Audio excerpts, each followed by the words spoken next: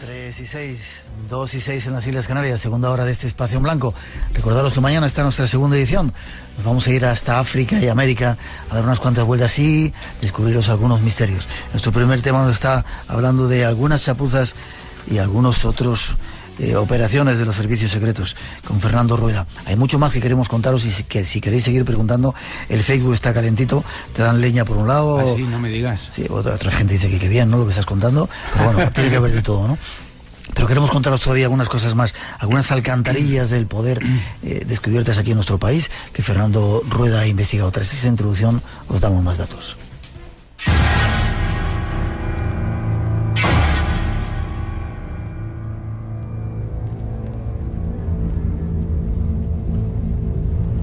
Nuestros próximos minutos nos servirán ahora para conocer algunas de las operaciones secretas de los servicios de inteligencia españoles.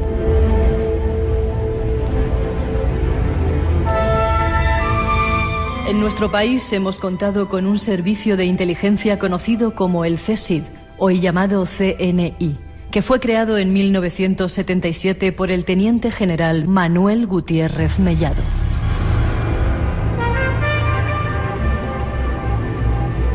Nuestro invitado en su último trabajo nos desvela algunas de sus operaciones, entre ellas Operación Tenedor, espionaje en restaurantes de lujo. Investigan la vida privada de guerra, expulsada toda la estación de la CIA.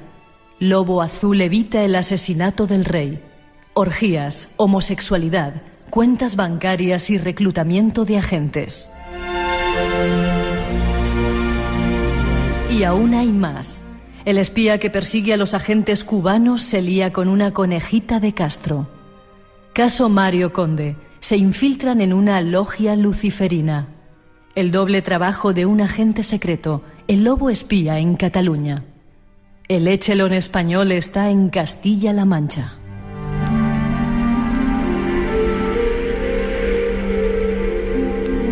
Cada uno de ellos son un capítulo apasionante de nuestra historia. Vayamos a conocerla.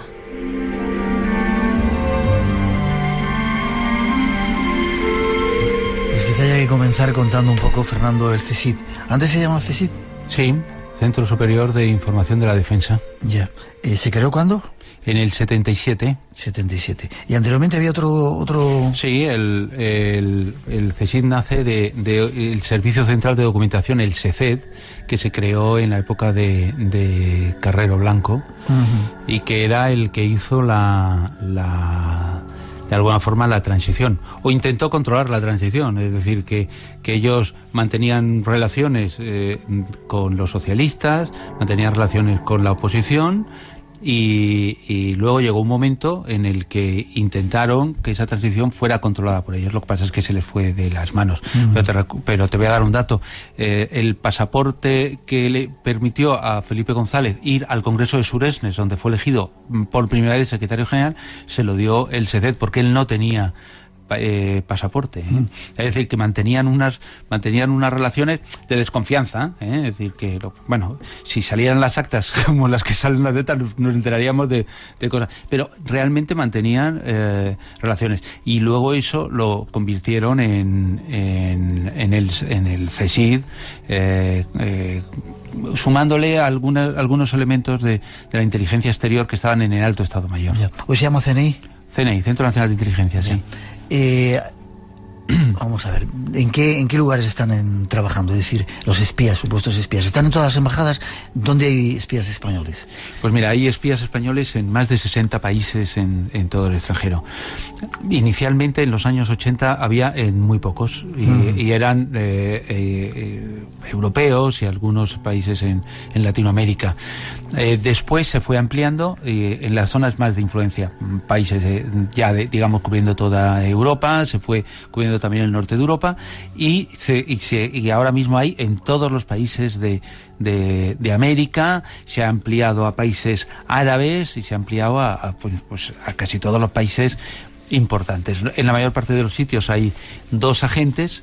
excepto en las zonas especialmente conflictivas donde la presencia es mayor, o en países más cercanos a nosotros, como por ejemplo Marruecos, donde hay en varias ciudades hay una presencia, digamos, más importante. ¿Y son gente que utilizan armas y utilizan violencia si es necesario? Pues normalmente no. Es decir, son espías y normalmente son sin armas.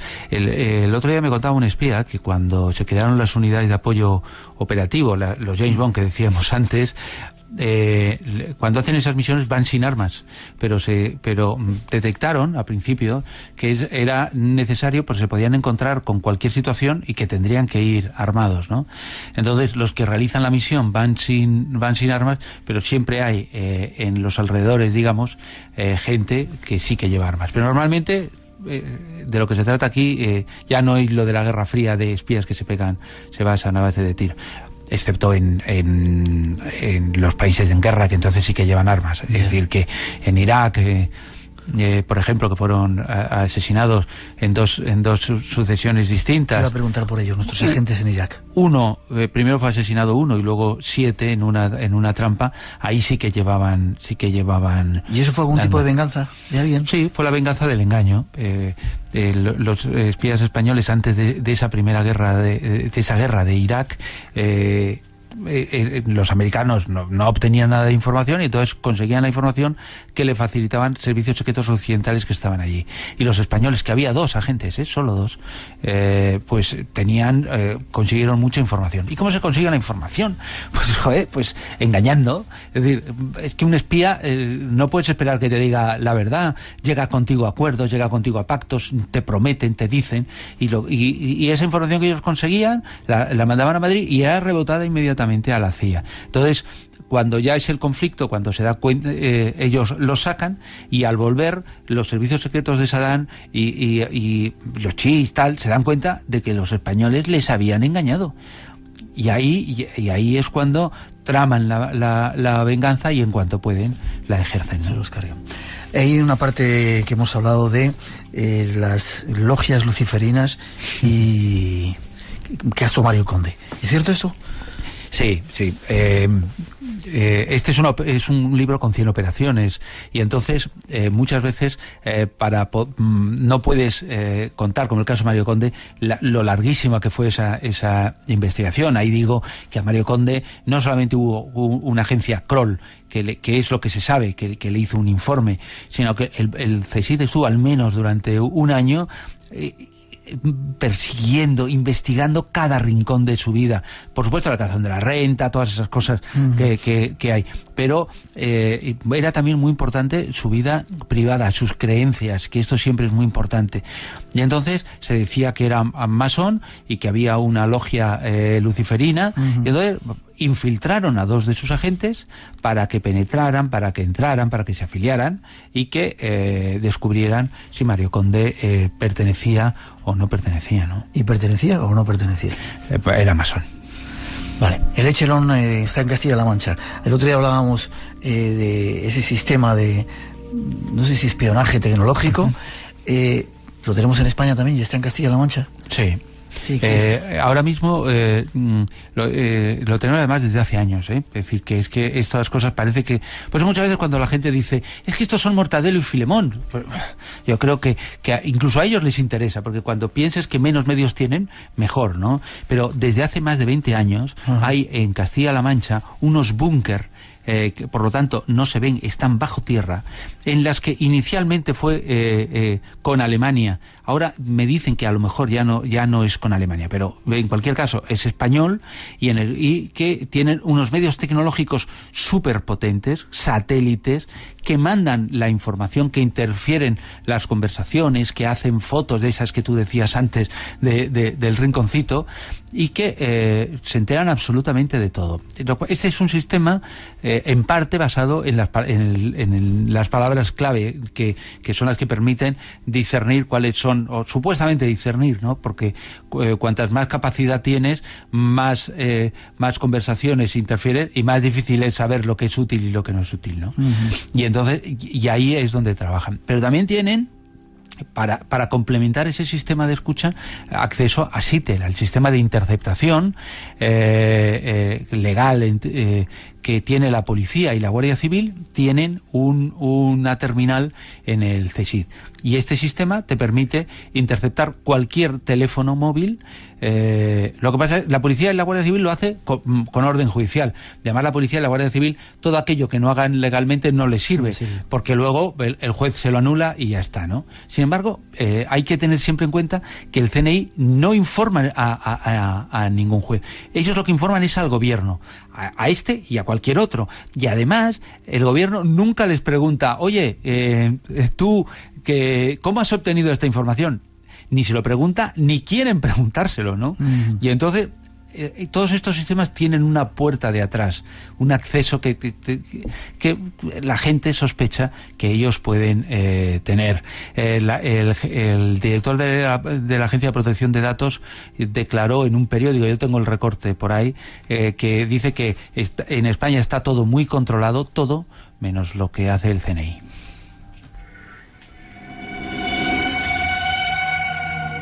Abre tus sentidos. Un nuevo universo de respuestas te espera. Espacio en Blanco, en Radio Nacional de España, con Miguel Blanco. El misterio continúa. Hay un montón más de operaciones que a mí me gustaría que nos contaras. Operación Tenedor, espionaje en restaurantes de lujo. ¿Esto qué es? Bueno, esto es una cosa fantástica. Esto la primera vez que se aplicó y que se le puso ese nombre fue en la transición. Y era muy simple. Y se sigue aplicando ahora, ¿eh? Lo digo para que no... Es decir, es una cosa que se ha ido aplicando. Pues mira, altos cargos, banqueros, periodistas de lujo, montón de gente considera que el sitio más seguro para mantener conversaciones importantes son los privados de los restaurantes de lujo. Sí. Y esto los espías lo descubrieron y entonces ¿qué hicieron? En restaurantes de lujo yo tengo datos de Madrid y de Barcelona, pero me temo que puede ocurrir en otras ciudades también.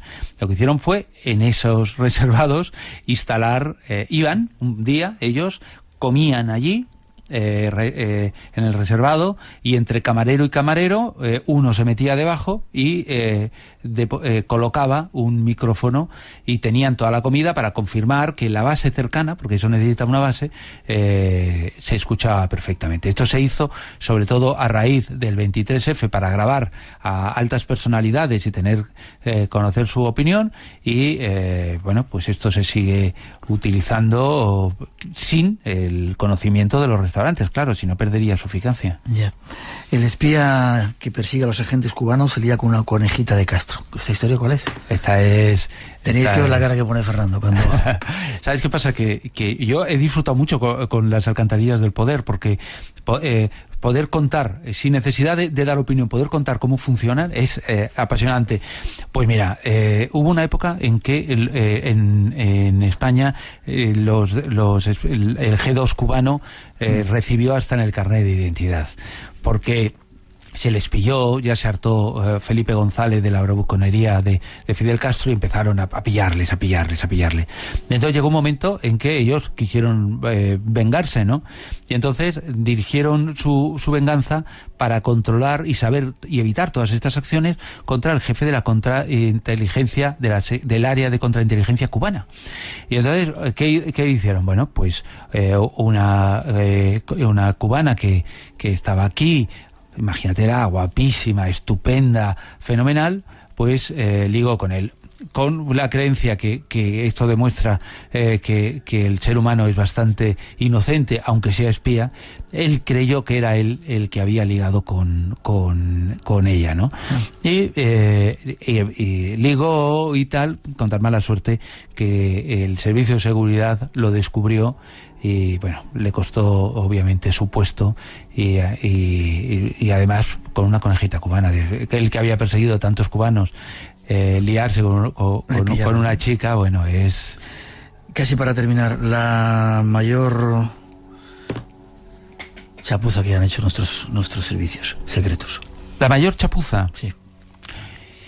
Pues mira, yo creo que fue, para mí, humanamente fue la operación Mengele. Yo creo que el término alcantarillas aquí tiene un aspecto muy sucio, ¿no? Ellos diseñaron una operación de esas muy de espías, que era secuestrar en el sur de Francia a Josu Ternera, traerlo a España, hacerle cantar la Traviata y luego devolverlo allí y a ver qué pasaba, ¿no? Pero para eso necesitaban un tipo de dormidera, digamos, que no existía en el mercado. Y entonces dormidera, una sustancia para dejarle groggy durante un número de horas, es decir, todo muy controlado, ¿no? Y no existía. Y entonces le encargaron a un médico que preparara un compuesto, pero había que probarlo, y entonces no se les ocurrió otra cosa que probarlo con mendigos, ¿no? Según cuentan algunos que estuvieron en esa historia, uno de los mendigos murió, otro tuvo problemas y tal, ¿no? En cualquier caso, hubiera muerto o no hubiera muerto, me parece verdaderamente lo peor que cogieran a alguien absolutamente abandonado, absolutamente que no podía defenderse, para cumplir su misión. Cuando un servicio secreto llega a eso, es que estamos ante un verdadero problema, ¿no?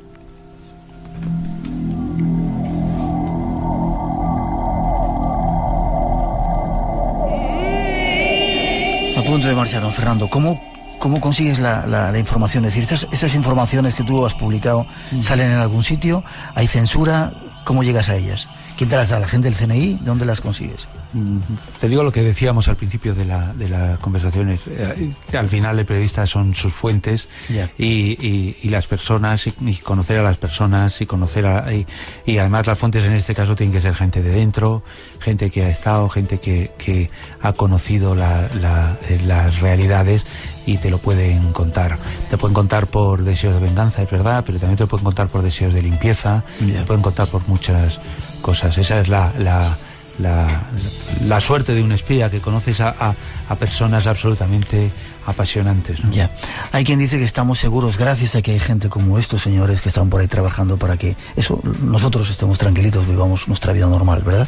Y nos están protegiendo, en definitiva, de algunos peligros. Yo creo que sí, es decir, que nos protegen, y es verdad que nos solucionan muchos de los problemas, es decir, que hay, ¿no? Incluso los económicos, que no hemos hablado, que es decir, que realmente cuando a veces hay gente que puede intentar cargarse a España por el tema económico, pues ellos nos protegen. Lo único que pasa, y de ahí hay un montón de operaciones en el libro de lo bien que actúan, de lo bien que hacen. Pero paralelamente es verdad que a veces ¿no? o porque los gobiernos exceden, o porque ellos consideran que esto es jauja, ¿no? Ya. Gracias, Fernando. Las alcantarillas del poder es tu último libro. ¿Se puede alguien poner en contacto contigo? Sí, claro. ¿Página web o lo que quieras darnos? Sí. El reservado, www.elreservado.es, es mi diario digital de espías y otros temas, y ahí y en el correo ahí estaré encantado de www.elreservado.es. Gracias, Fernando, ha sido un placer que hayas estado con nosotros, espero que repitas. Estoy encantado de estar en tu programa, es un placer para mí y un honor, ya lo sabes, Miguel. Espero que nos vayamos a Egipto dentro de poco, ¿vale? Ahí tenemos mucho que espiar. Bueno. Dentro de la pirámide hay mucho que espiar, gracias.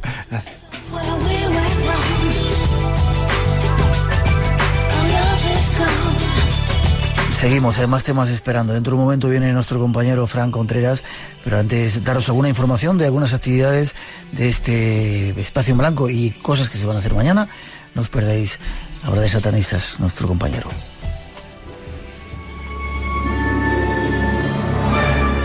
¿Quieres entrar en otros mundos?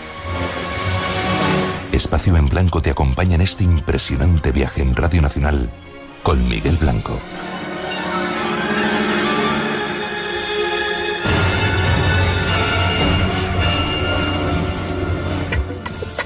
Algunos de los nuevos investigadores de este mundo del misterio se han puesto en contacto con nosotros para pedirnos un objeto que querían subastar.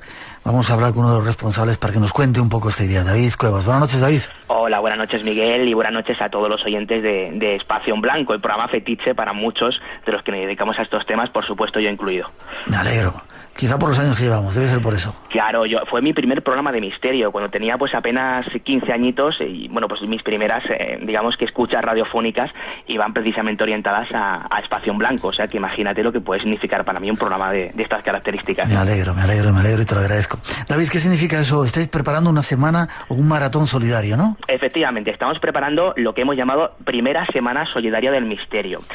Bueno, pues esto consiste en lo siguiente, y es que durante la noche del próximo viernes 15 de abril, y a partir de las 7 de la tarde, y bueno, pues hasta a estas horas de la madrugada, tendrá lugar una edición especial de un programa de radio que dirigimos unos amiguetes, se llama Dimensión Límite, dedicada pues íntegramente a una radiomaratón benéfica junto a la ONG Acción contra el Hambre. ¿Y para qué lo hacemos? Pues para recaudar fondos destinados a conseguir que, en principio, un centenar de niños con desnutrición aguda severa reciban un tratamiento nutricional o terapéutico completo en Níger, en África. Decir que el programa, bueno, pues puede escucharse en la FM del Corredor de Henares, así como pues también online para que todos aquellos que bueno tengan una conexión a internet, sea del tipo que sea, puede escuchar pues dicho programa desde cualquier lugar del mundo. Vale, espera, luego vamos a dar la página web para que si quieren conectarse ese día. ¿Hay mucha gente ya que se haya sumado a esta iniciativa? Pues sí. La idea es la siguiente, para que los oyentes se pongan un poco en consonancia, y es que una serie de conocidos investigadores o divulgadores relacionados con el mundo del misterio que todos conocemos, pues participarán, como bien decías antes, pues donando un enseres o objeto propio con algún tipo de importancia emocional para ellos, con el objeto de que pueda ser subastado. De momento contamos con la participación ya confirmada de investigadores, escritores y divulgadores de la talla de JJ Benítez, Javier Sierra... Espera, JJ Benítez, ¿qué os ha cedido? Pues JJ Benítez nos va a donar una auténtica pasada, una antigua máquina de escribir con la que ha escrito varios de sus libros, una Olivetti. Ahí es nada. Casi nada. Javier Sierra también participa, Salvador Freixedo... Javier Sierra, ¿qué os va? Si puedo, así para sabemos lo que van donando, ¿te parece? Sí, genial. Bueno, pues Javier Sierra aún falta por comentarlo, porque está en esa gira maratoniana, ¿no? Que sí, seguramente muchos oyentes conozcan por su nueva novela, por El Ángel Caído, en este caso. Y bueno, pues ahí está, pues estamos pendientes de que nos lo comenten pues en los próximos días. ¿Freixedo? Freixedo también nos lo tiene que confirmar aún. Ignacio de Arnaude nos va a donar un lote humita. ¿Un lote humita? Un lote humita. ¿Sí? Sí. Bueno, pues que consistirá en principio, porque todavía está por cerrar, ¿no? Pero en una botella de vino de humo. Bueno, ahí es nada, ¿no? En un libro suyo sobre la teoría de la elusividad, firmado, y atención, copias de las cartas originales que le han enviado los humitas, o los que se dicen humitas, al mismísimo Ignacio de Arnaude, que es el humólogo por excelencia, ¿no?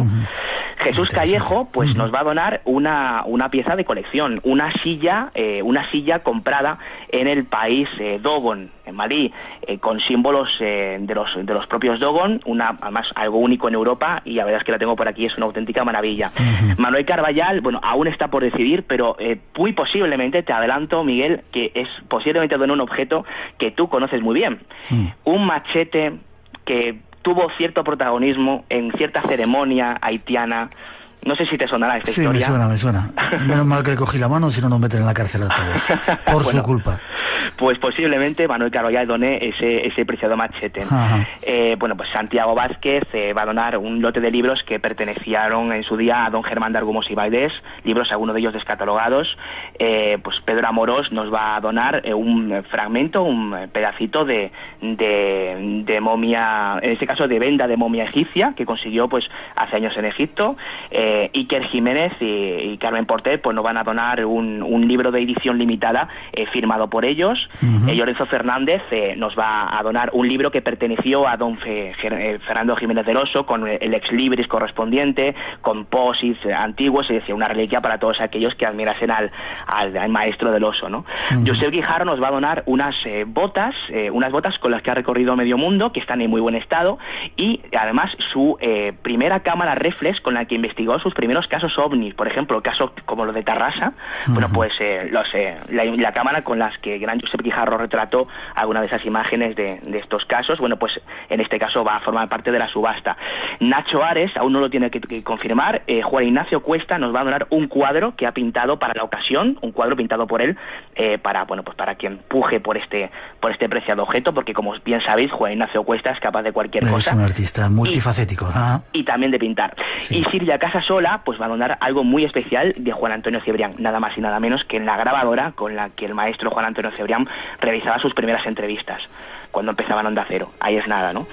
Decir que hemos bautizado esta iniciativa, como decíamos, como la primera Semana Solidaria del Misterio, y que la campaña tendrá por nombre Dimensión Límite en acción contra el hambre. Lo importante es que todo lo recaudado, tanto de las subastas como de otros sistemas que podemos comentar ahora a continuación, será ingresado pues en una cuenta bancaria cuyo destino será que, como ya adelantamos, niños con desnutrición aguda severa reciban un tratamiento nutricional o terapéutico completo en Níger, en África. Un segundo, David, ahora.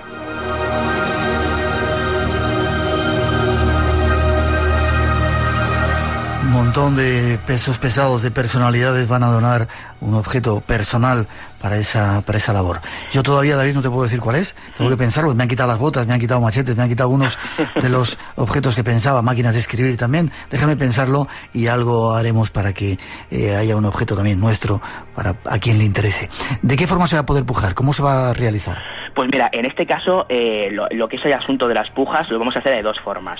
Por un lado, la gente podrá pujar de forma telefónica, es decir, durante la maratón nosotros daremos un número de teléfono para quien esté atento, pues desde las 7 de la tarde hasta la hora que acabemos, que pueden darnos tranquilamente a las 6 de la madrugada, o bueno, pues pondremos un teléfono a entera disposición de la gente que quiera pujar por los objetos, que imagino que lanzaremos ya el día 8 de abril, para, bueno, pues esto de la Semana Solidaria del Misterio tiene lugar, como decíamos, entre el 8 y el 15 de abril. El 15 de abril pondremos una hora tope, pongamos por ejemplo las 5 de la madrugada, a partir de esa hora se acaba la subasta y el que más puje por los objetos correspondientes, bueno, pues ellos se lo llevan, nos ponemos en contacto con ellos para que, bueno, pues realicen en este caso la transferencia que irá, insisto, para paliar algo tan importantísimo como es la desnutrición infantil, un problema que afecta a más de 5 millones de niños anuales en todo el mundo, ¿no? Que es una pasada. Enhorabuena por esa idea y por esa acción. Y hay unas charlas también, rápidamente, o si son en abril, quizás esperamos y damos un poquito más adelante toda la información de las charlas, ¿te parece? Como quieras. Ahí está el avance de esa Semana Solidaria a partir del 15 de abril. En un momento vamos a una página web.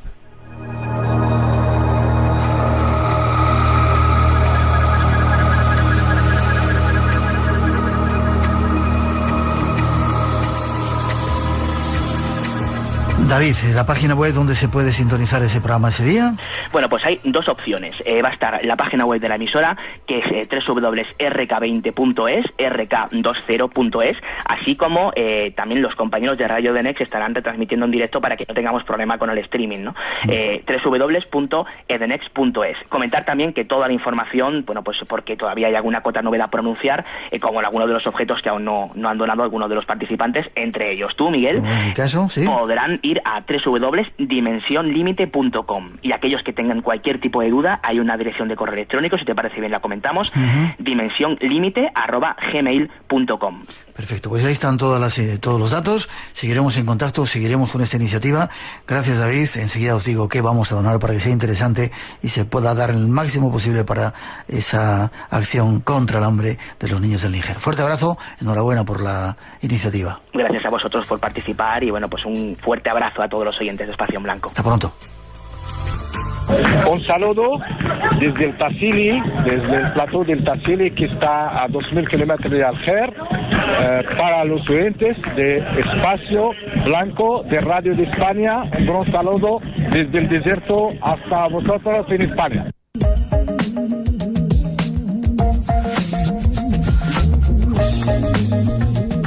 Llega el tiempo de daros algunas informaciones de actividades que se van a realizar en nuestro país.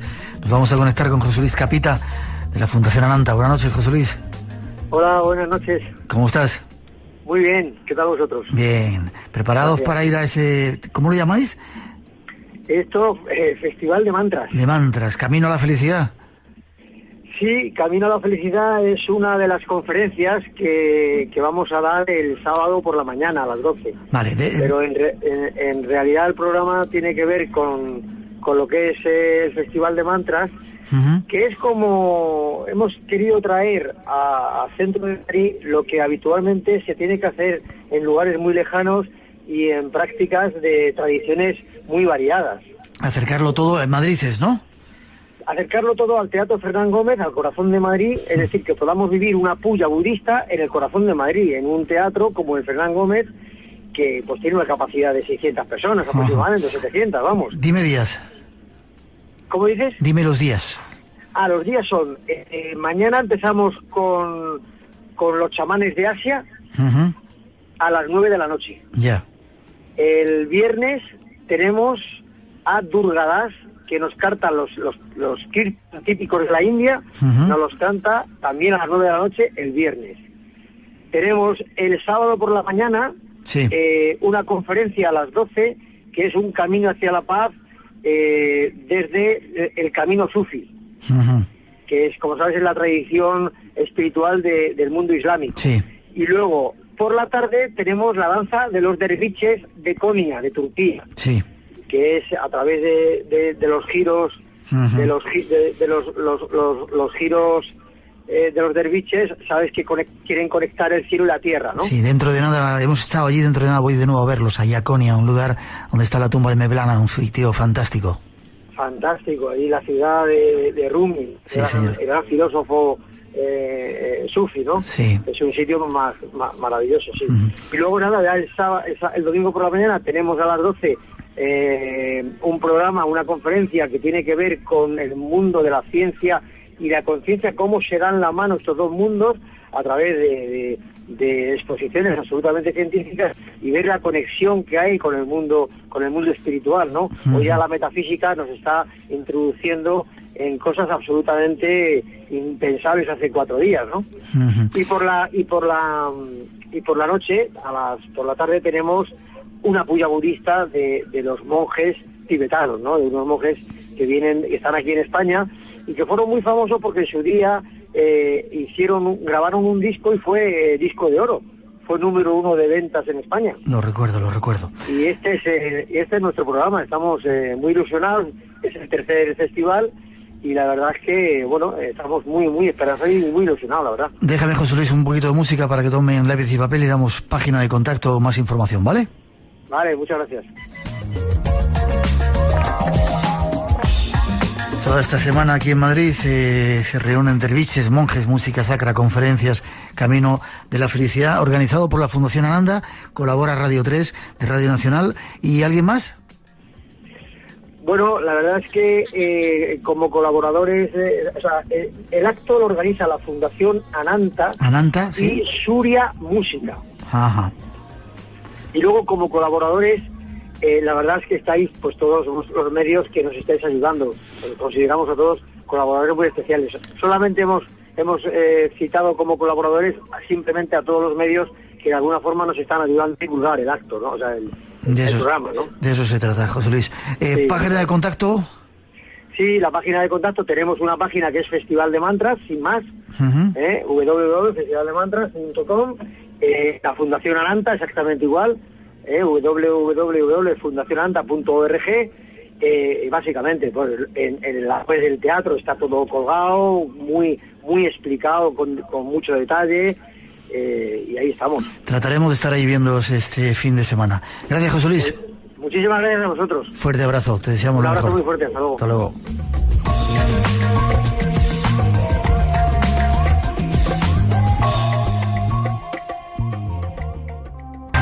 Tres y 40, 2:40 en las Islas Canarias. Aquí seguimos en directo en Radio Nacional de España, disfrutando esta noche del Espacio en Blanco. Belenia, José González y Manuela nos mandan saludos de la República Dominicana, y hay mucha gente que nos está sintonizando a través de la radio online. Es un placer que estéis por ahí enganchados a nuestro programa. Estoy buscando un nombre. Buenas noches, Fran Contreras. Buenas noches, Miguel. Buenas noches a toda la familia de Espacio en Blanco. ¿Cómo estás? Bien, bien. Dudando, ¿qué vas a regalar para ese sorteo? ¿Yo? Sí. Al final he dicho que regalo 2 ejemplares, el libro nuevo que sale ahora, todo autografiado. Y luego uno de mis amuletos, esos que me han servido para los viajes por el mundo. Todavía no he decidido cuál, pero uno de los amuletos que me han servido durante muchos años. Un buen punto. Andrés David, que está en Entre Ríos, en Argentina, también nos manda saludos. Y el otro día, permíteme que en tu tiempo envíe en nuestra página web, en ese globo terráqueo, un puntito en África, que eran Fuerzas Armadas estadounidenses de no sé qué regimiento americano que nos estaba escuchando. Si lo haces y escuchas este programa, dinos quién eres y dónde estáis, que será un placer que mandaros saludos. A saber quién, un puntito extraño en África, sí, salí ahí. Hoy vamos con temas duros, ¿no? Sí, yo creo que el tema de hoy es importante, sobre todo para advertir y prevenir ante diferentes situaciones. Todos conocemos la desgracia, la catástrofe que ha habido en Japón. Habría 3 puntos a resaltar, ¿no? La conspiración que se va a abrir en Japón, sobre todo con la radiación. Nos van a contar toda la verdad, nos están diciendo toda la verdad. Tenemos tanta información que no sabemos dónde está la verdad y dónde está la mentira, entre comillas. Estamos en manos de esos gobiernos ocultos, entre comillas. Por otro lado, la concienciación de qué planeta estamos dejando para el futuro o el que tenemos en el presente. Hay otro detalle muy importante, y es ante una situación catastrófica como este terremoto, este tsunami, esta radiación... Discúlpame con el ejemplo que nos ha dado el pueblo japonés de comportamiento. Exacto. No ha habido, como en otros muchos países, pillajes ni ese tipo de historias. Qué gente tan increíble. Ante una situación tan desgraciada, una catástrofe de esta magnitud, cómo hay diferentes grupos espirituales y religiosos que se aprovechan de ello. A mí me gustaría que escucháramos este corte. Envió sobre ellos el ardor de su ira, enojo, indignación y angustia, un ejército de ángeles destructores. Entonces vienen calamidades sobre la tierra.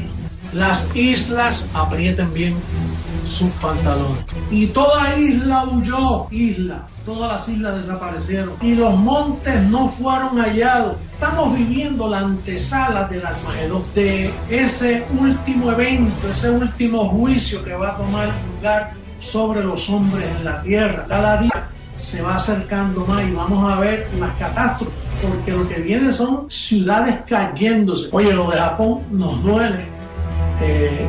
No nos alegramos en el sentido del dolor humano y de las cosas que estamos viendo, pero por otra parte se tiene que cumplir la profecía. ¿Quién es este personaje?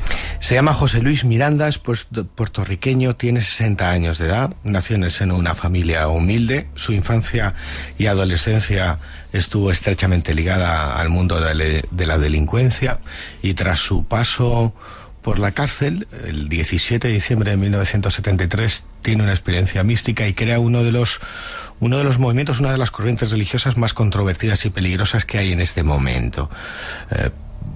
Cuando digo corrientes, movimientos religiosos más peligrosas, es porque, de momento tiene la entrada vetada a más de una veintena de países en Sudamérica y, sobre todo, según muchos de los expertos, practica la manipulación psicológica de sus seguidores y adeptos. José Luis Miranda, como te decía, apodado el anticristo del siglo XXI, funda lo que se llama Iglesia Cristiana Ministerio Internacional Creciendo en Gracia. Lo funda en Miami en 1998. En nuestro país está inscrita como confesión religiosa en el registro del Ministerio del Interior desde agosto del 2005.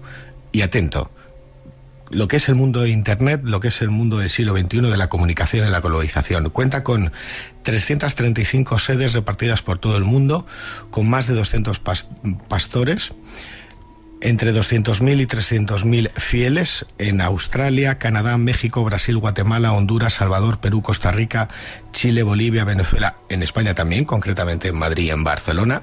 Cuenta con 300 emisoras de radio, un canal de televisión que emite 24 horas al día a través de Internet, y se ha convertido, para los expertos en estos sombríos, oscuros movimientos religiosos, en una problemática, ¿no? Aprovecha situaciones como la de Japón para dar vaticinio a esas profecías, como acabamos de escuchar. ¿Cómo surge este movimiento en concreto, que es el que he podido investigar? Escuchamos a José Luis Miranda, que vino hace varios años a España y le pude entrevistar en exclusiva. septiembre 17 de 1973 es que tengo esta aparición de los dos ángeles, donde ahí comienza una etapa diferente en mi vida. Fue como un éxtasis, fue una especie de revelación, donde yo me encuentro delante de estos dos ángeles y entonces ellos me dicen, estate ahí porque vienen a ungirte para el ministerio. Y entonces ahí esperé como, yo diría, unos minutos sin entender, un poco asustado, asombrado y a la misma vez contento. Era una especie de experiencia, pero era algo como que yo estaba esperando por muchos años y yo pensaba que ahí se me podía solucionar, pero no entendía qué era. Entonces de momento veo este personaje que se aparece como resplandeciente y cuando viene donde mí desaparece dentro de mí, pero comienzo a hablar con él en la mente y entonces comienza a comunicarme Romanos capítulo 6 diciéndome, sabes que tú estás muerto al pecado. Es decir, que tiene un encuentro. Una experiencia mística, y a partir de esa experiencia mística empieza la evangelización de una nueva religión, de una nueva creencia.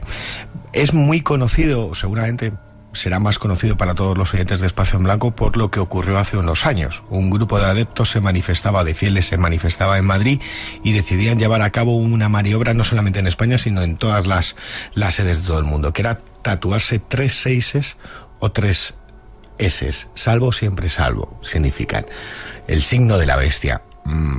¿Pero qué significa ese triple seises? Le escuchamos, Miguel.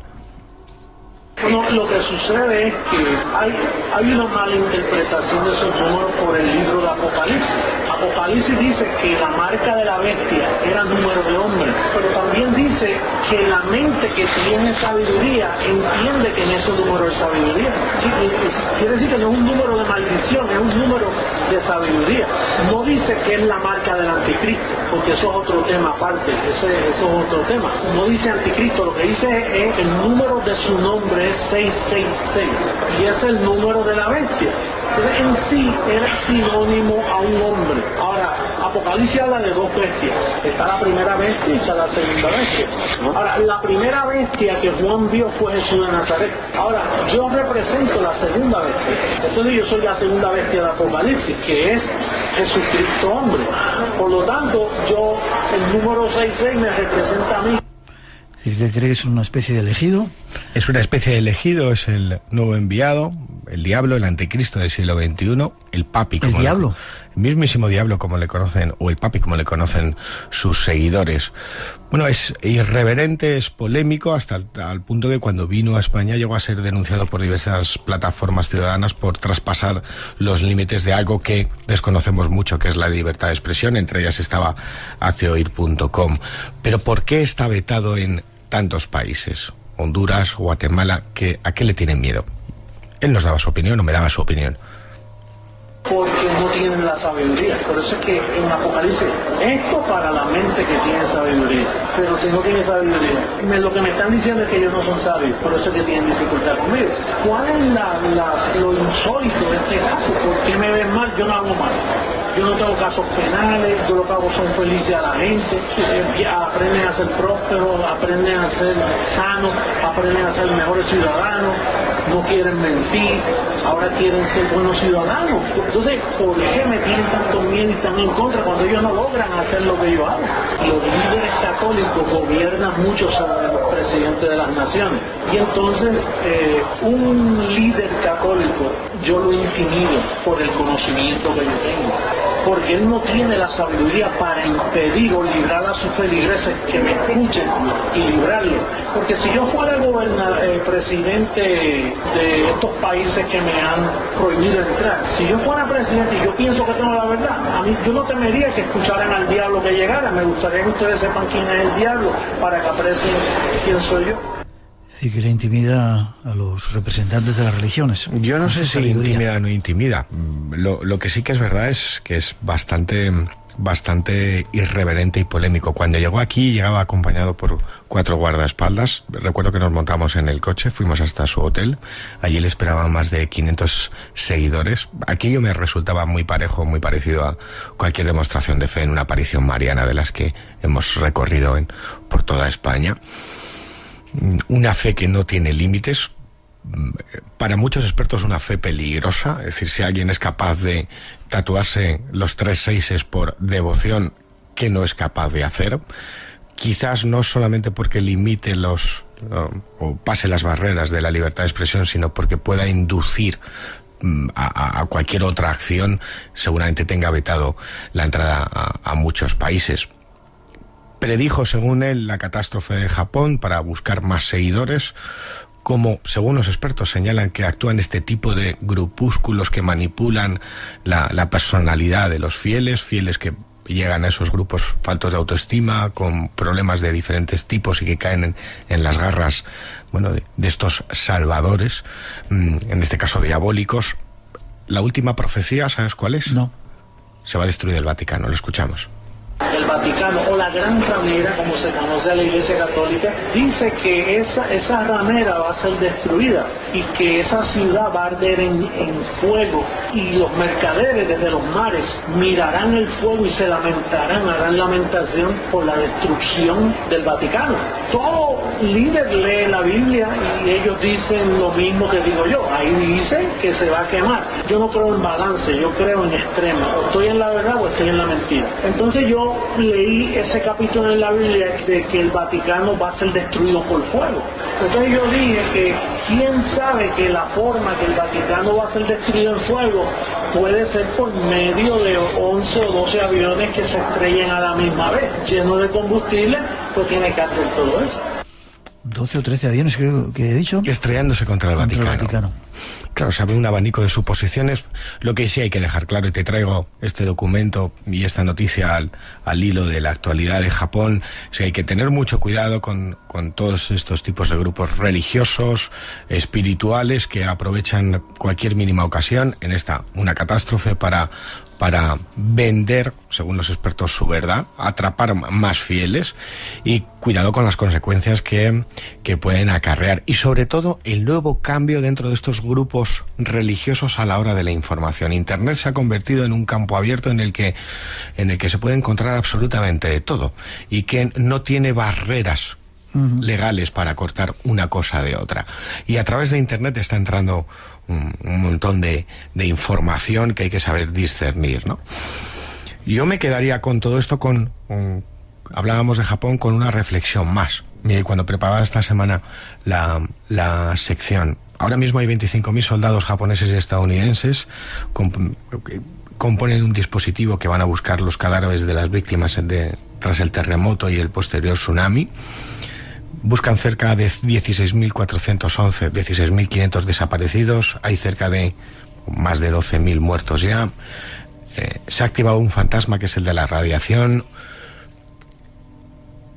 A mí me gustaría que hiciéramos otra reflexión, aparte de la de advertir sobre estos grupúsculos. Y es, ¿nos hemos parado a pensar que somos la única especie en este planeta que somos capaces de destruir nuestro propio hábitat? Déjame que escuchemos una cosita. ¿Me dejas? Venga.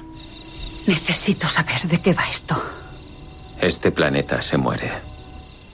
La raza humana lo está matando. Y has venido a ayudarnos, ¿verdad? No, eso no. Dijiste que venías a salvarnos. Dije que venía a salvar la Tierra. Vienes a salvar la Tierra. De nosotros. A salvar la Tierra. De nosotros. No podemos arriesgar la supervivencia de este planeta por una sola especie. ¿Qué insinúas? Si la Tierra muere, moriréis. Pero si morís, la Tierra sobrevive. Solo un puñado de planetas en el cosmos pueden albergar formas de vida complejas. No puedes hacerlo. Y no permitiremos que perezca. Cambiaremos. Aún podemos arreglar las cosas. Hemos observado y aguardado esperando que cambiarais. Por favor. Habéis llegado a un punto límite. Por favor. Repararemos los daños que habéis causado y daremos a la Tierra otra oportunidad. No lo hagas. Por favor. Podemos cambiar. Podemos hacerlo. La decisión está tomada. Qué profético que es esto, ¿eh? Tenemos que ser más conscientes de que nosotros somos los responsables y que tenemos que cuidar nuestro hábitat, este planeta llamado Gaia, presente y tenemos la responsabilidad de dejarlo igual que lo encontramos para el futuro. Y la realidad es que el yodo 131 tarda 16 días en desaparecer, el cesio 134 tarda 4 años en desaparecer y el cesio 137 tarda 60 años en desaparecer. El mar de Japón está contaminado por una cosa fantasmal, diabólica, que es la radioactividad ahora mismo, y hay que ser consciente de ello. Bueno, y tener cuidado con esos grupos que se apropian de profecías y sobre todo van amenazando con ese miedo de los apocalipsis. Gracias, Fran. Te veo la semana que viene. Gracias a ti. Sé feliz, ser felices. Nos vemos prontito. Aquí volvemos, 3 y 6, 2 y 6 en las Islas Canarias, con ese sonido que nos une a miles de personas en muchas partes de este planeta nuestro, llenando este espacio en blanco hoy con algún tema que tiene que ver con maldiciones, sobre todo tratando de saber, ya lo está preguntando mucha gente, Javier, forma de evitar estar expuesto a una maldición. Lo preparas, pero antes queremos todavía 900-137-137 en nuestro teléfono.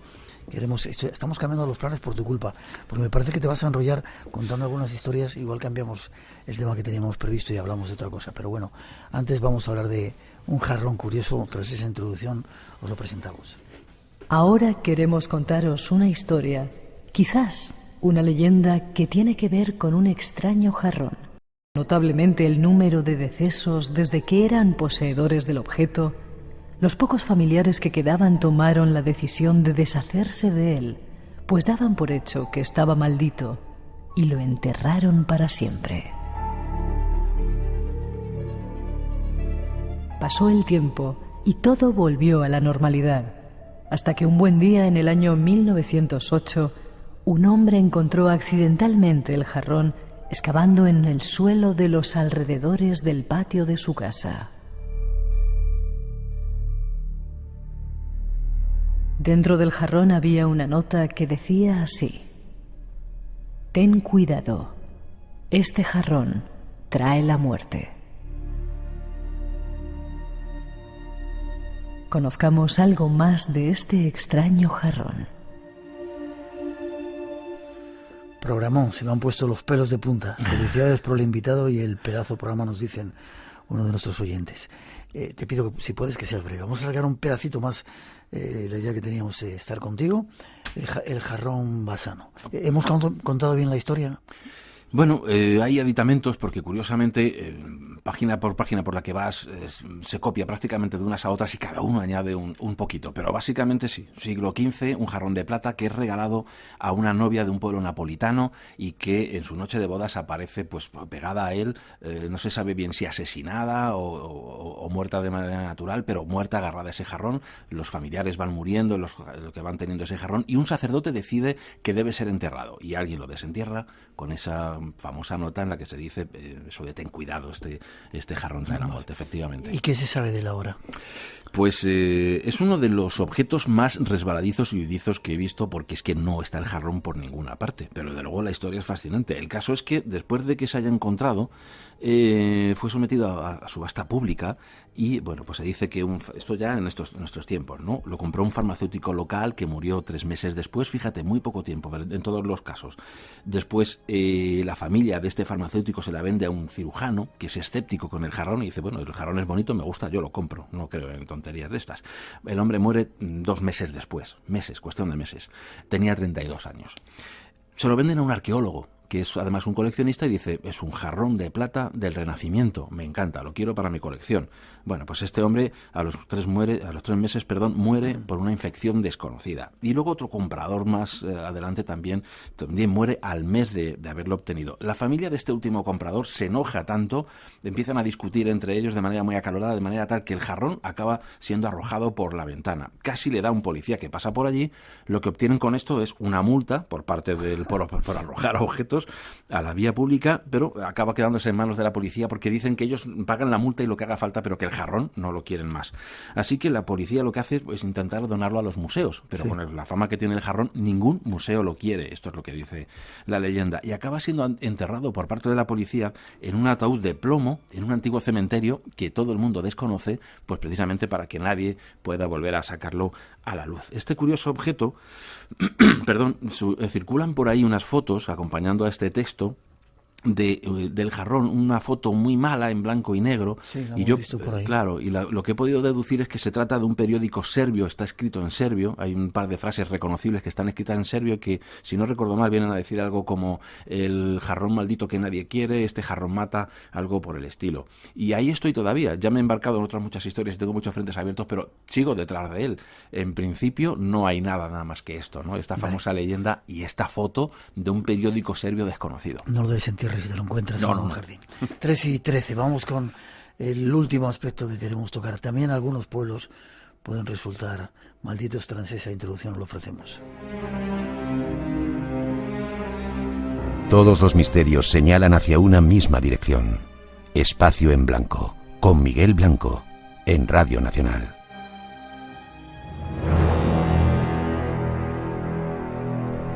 Vamos con más maldiciones.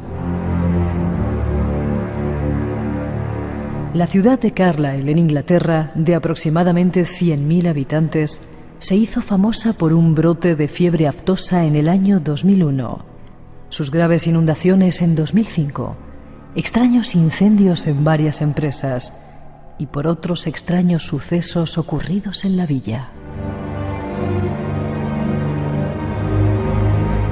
En 2005, el concejal Jim Tuttle, de 59 años, afirmó que la culpa de estos desastres la tenía una enorme piedra de granito ubicada en un paso subterráneo cerca del castillo de Carlisle, con una inscripción de unas 1069 palabras.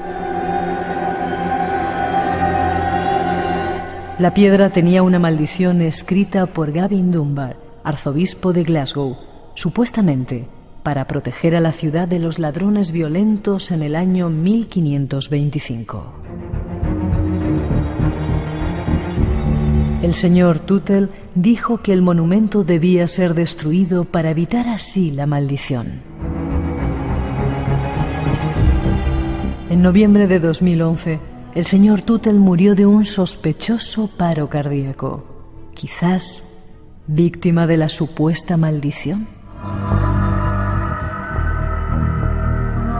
Pero vayamos al origen de la maldición.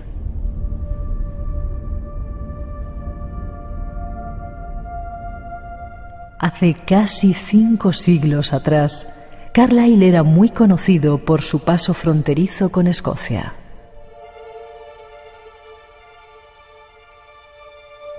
Del siglo XIII al siglo XVI tuvo el punto más activo de vandalismo, donde cuatreros, ladrones y chantajistas eran muy comunes en la zona. En 1525, el arzobispo de Glasgow, Gavin Dunbar, cansado de tanto vandalismo, emitió una maldición. La maldición consistía en un escrito de más de 1000 palabras. Según los expertos, se trataría de la maldición escrita más larga del mundo, la madre de todas las maldiciones. El texto fue leído en voz alta en los púlpitos de las iglesias de la región fronteriza y a través de él, los vándalos y ladrones eran condenados a la peor pena, el infierno. Conozcamos algo más de esta extraña maldición. Estamos hablando del 2011, estamos hablando de Gran Bretaña, aquí al lado y casi hoy en día, ¿no? Sí. Y un pueblo que está maldito, incluso el equipo de fútbol, que eso debe ser muy importante, sí. bajó de categoría, ¿no? Efectivamente, y no metí ni un solo gol. Pues efectivamente, y estamos además ante, para mí es un caso que me gusta mucho porque es un claro ejemplo de una maldición eclesiástica, es decir, una maldición hecha por un sacerdote, que otros sacerdotes de otras religiones también las han hecho. Es decir, no solamente los brujos maldicen, también los religiosos. Y en este caso tenemos que ponernos en situación. Detrás de esa muralla de Adriano que separa Escocia y Gran Bretaña, pues Carlisle está justamente en la parte británica. Al otro lado, que hay montones de clanes que viven prácticamente en un estado cultural más bajo que la parte inglesa, que se dedican ¿a qué? Al saqueo y al pillaje, hasta tal punto que bueno, que el obispo de Glasgow pues se ve obligado, entre comillas, a hacer esta maldición y a decir en cada uno de los pueblos eso, que están malditos y la maldición se las trae.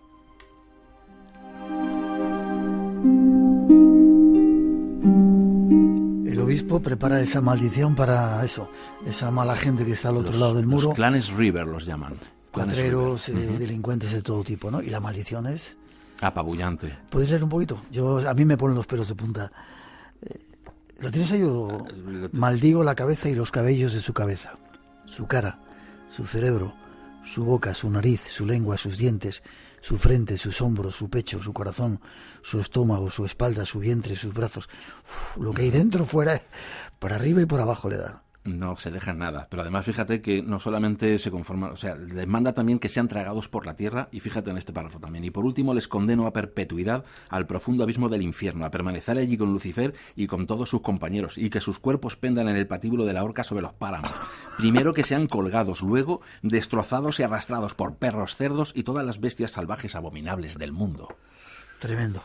Y sigue así durante 1000 y pico palabras, la maldición más larga del mundo. El obispo lo dijo en el púlpito, ¿no? Lo soltó por ahí. Sí, mandó a todos sus eclesiásticos que lo dijeran en todas las iglesias para que supieran todos los clanes Ribes que estaban malditos. Pero es que además, ahora mismo en Carlisle, la mayoría de la población es una pequeña ciudad industrial con mucha historia, tiene muchos museos, la gente pues también es un centro turístico donde a partir de ahí pues la gente se mueve a Edimburgo y a otras ciudades también. Y bueno, la mayoría de la población es precisamente descendiente de estos Rivers, de la gente maldita, de los clanes malditos. Vale, hicieron en 2001, como parte de las celebraciones del milenio, el ayuntamiento solicitó a Gordon Young, un artista local, tallar la maldición en una piedra. Y esa es la que dicen que es un poco la causa de que ahora las cosas siguen estando mal en el vuelo. Efectivamente, está en un pasadizo, al final de un camino de 80 metros, hay que imaginárselo, tiene que ser pues aquello, vas por un camino de 80 metros donde vas viendo los nombres de los clanes Rivers, los apellidos de las familias que fueron maldecidas, hasta que llegas a la piedra, que es una inmensa mole de granito donde hay no toda la maldición, porque es enorme. En esa enorme mole solamente entran 383 palabras de las 1069 de la maldición. Y efectivamente a partir de ahí, antes de que lo ejecutaran, le ejecutó un artista local, Gordon Young, pues ya se habían quejado antes grupos evangelistas en contra en 1998, cuando todavía era un proyecto, porque pensaban que se iba a convertir en un santuario para la adoración del diablo. Tenemos que tener en cuenta que el obispo de Glasgow era un obispo católico, que ahora mismo evidentemente la iglesia que prepondera en Inglaterra es la anglicana, y que todo lo que tiene que ver con papistas y con obispos católicos, pues para ellos es prácticamente cosa del diablo. El caso es que a partir de ahí, pues como tú dices, lo primero, la cosa más importante, el equipo local pues se hunde y baja de categoría, no mete ningún gol, y luego cosas pues luctuosas como ese brote de fiebre aftosa, aunque hubo una peor en 1967, hubo un incendio en una panadería que mantuvo a todos los bomberos de la ciudad allí luchando contra el fuego, cierre de fábricas que provocó una subida de paro impresionante, 600 personas, hablamos de una ciudad pequeña, despedidas, un asesinato, todo esto en el mismo año, en el 2001, que es justamente al año después de que pusieran la piedra, el asesinato de un niño que fue degollado en brazos de su madre, un suceso terrible. En el 2004 inundaciones que acabaron con cultivos, destrozos, 3 muertos, y bueno, a partir de ahí pues toda una polémica que incluso llegó hasta la política del municipio. Vale, y de repente quisieron quitar esa piedra, ¿no? Y llamaron a un personaje curioso, a Uri Geller. Bueno, no es que lo llamaran, Uri Geller se metió, que le gusta meterse en estos fregados, y él vive en un pueblecito, también en Inglaterra, tiene ahí una casa, y él lo que propuso es que le llevaran la piedra, que la sacaran de allí del municipio y la llevaran al jardín de su casa, porque dice que en el jardín de su casa hay un centro curativo y que él allí pues podría tratarla para exorcizarla tranquilamente con su péndulo y eliminarla, acabar con la maldición. Eso decía. ¿Y cómo ha acabado el tema? Pues ahí están todavía, con la piedra sigue allí. La piedra sigue allí y la mitad de la población pues está dividida. Unos creen en la maldición y otros piensan que son simples casualidades. Bueno, antes de terminar y de que me digas algunas claves, escucha esto. Nos da miedo solo pensarlo. Cuando se lo contemos van a pensar que estamos locas. Probad, por favor, desde el principio. Al principio eran bobadas. Una mano o una pierna en una posición diferente, luego la cabeza mirando hacia arriba en lugar de hacia abajo. Y de repente, un día nos la encontramos en otra habitación, como si se moviera sola. ¿No se os ha ocurrido que alguien pudiera tener la llave del piso y os estuviera gastando una broma? Es lo que pensamos, pero nunca hemos encontrado indicios de que haya entrado alguien. ¿Y eso os ha llevado a pensar que la muñeca está poseída? Sí. Camila contactó con una medium. Nos dijo que una niña de 7 años llamada Annabel Higgins murió en este piso. Se sentía sola y se ve que le gustaba mi muñeca. Solo quería tener una amiga. Al oír eso nos dio mucha pena, así que le dimos permiso para meterse en la muñeca. Pero fue de mal en peor.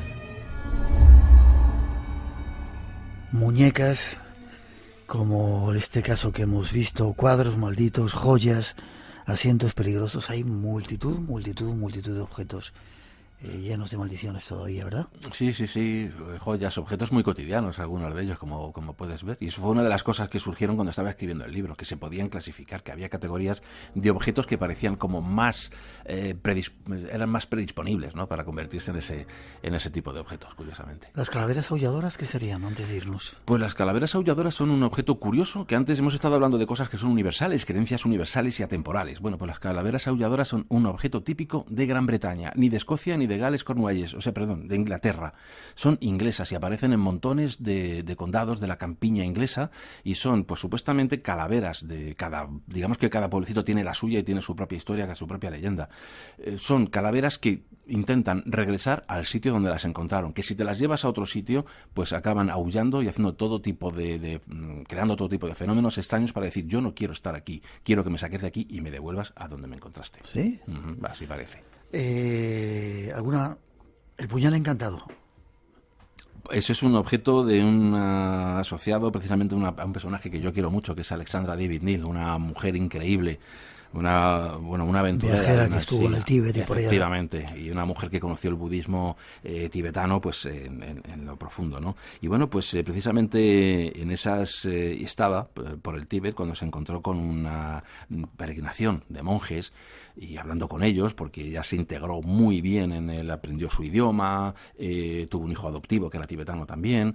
Bueno, pues hablando con los monjes le dijeron que iban a llevarse un objeto de uno de sus maestros, de sus monjes más ancianos y con cierto grado de reputación, pero tenía una reputación también nada buena, y que parece que estaba metido en cosas de magia no tan blanca, ¿no?, como debería hacer un monje tibetano, un monje budista. Y era pues un cuchillo ritual, el típico cuchillo ritual, un dukpa tibetano, un objeto que precisamente decían que estaba cargado con el alma de su maestro, y que se movía solo y que podía crear crímenes. El caso es que esta mujer quería que se lo dieran a ella para tenerlo. Ella tenía ese interés, ¿no? Acabaron pues haciendo para dormir. Pusieron las tiendas en una especie de explanada. Ella salió fuera y vio llegar a una especie de monje que se sentó a ella. Ella iba con el cuchillo, se lo habían dejado en esa ocasión, no querían dejárselo a ella para siempre, pero se lo dejaron en esa ocasión. Y ella vio venir a un monje que trató de aferrar el cuchillo y de quitárselo. Entonces, cuando no lo consiguió espantar al monje. Cuando volvió al campamento le dijeron que ninguno de los monjes había salido de allí. Los monjes dijeron: ese ha sido nuestro maestro, ha intentado arrebatarte el puñal, y tú, sin embargo, has sido lo suficientemente fuerte no para acabar, pero por lo menos para resistir el ataque de este hombre tan poderoso que era nuestro maestro, así que toma el cuchillo. Y pues ahí está, en la casa en Francia, en la casa museo de Alexandra David Neal. Un maestro ya estaba muerto. Sí, efectivamente, claro. Lo que ella vio, supuestamente, ella da a entender eso, que con el rabillo del ojo vio un monje en la oscuridad con el que estuvo luchando, pero que para los otros monjes pues era el maestro. Una silla donde se haya sentado el diablo, y casi nos vamos. Una silla, donde se haya sentado el diablo, o que el diablo inspire al menos, pues la tenemos muy cerca en Valladolid. En el Museo Arqueológico de Valladolid. Ahí hay una silla que habría pertenecido, cuenta la historia, a un estudiante portugués, a Andrés de Proaza, que habría venido a Valladolid a estudiar anatomía, y era un hombre obsesionado con la anatomía hasta tal punto que al parecer habría viviseccionado a un niño. Estamos hablando del siglo XVI, cuando se abrió la primera cátedra de anatomía en aquella ciudad, y viviseccionó, es decir, diseccionó a un niño vivo para tratar de encontrar cuál era el misterio de la vida. Cuando le detuvieron, porque evidentemente pues determinadas cosas le señalaron a él como culpable, y encontraron los restos del niño, pues en la parte de arriba tenía una silla en la que él decía que se sentaba, y que el diablo, por ciencia infusa, le hablaba de anatomía y de medicina. Mala medicina, desde luego. Qué curioso.